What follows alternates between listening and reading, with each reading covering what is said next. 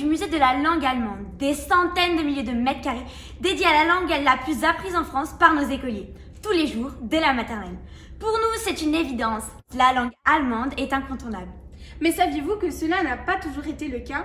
Et oui, aussi incroyable que cela puisse paraître, il y a à peine quelques années, l'allemand était en voie de disparition.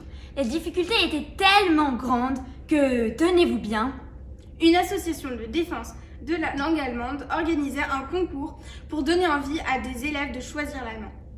Et justement, c'est grâce à ce concours, il y a 60 ans, que tout a changé pour l'enseignement de l'allemand en France.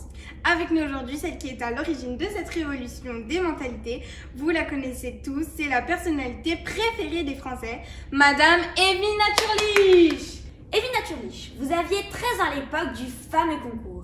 Que s'est-il passé au juste? Eh bien, pas grand-chose justement. C'était un simple concours de vidéo et ma professeure d'allemand m'a proposé d'y participer. Comme je m'appelle Evie et que le thème de cette année c'était l'allemand évidemment, j'ai senti que c'était ma destinée. Et vous ne vous êtes pas trompé d'ailleurs.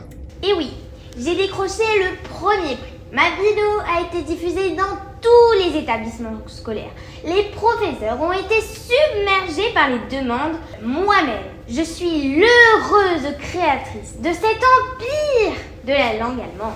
Quelle a été votre recette? De quoi avez-vous parlé dans cette vidéo?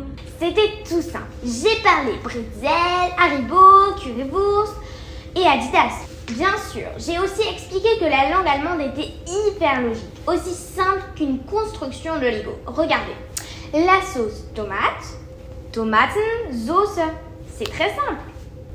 Évidemment, l'allemand, il n'y a que ça de vrai. On l'antenne.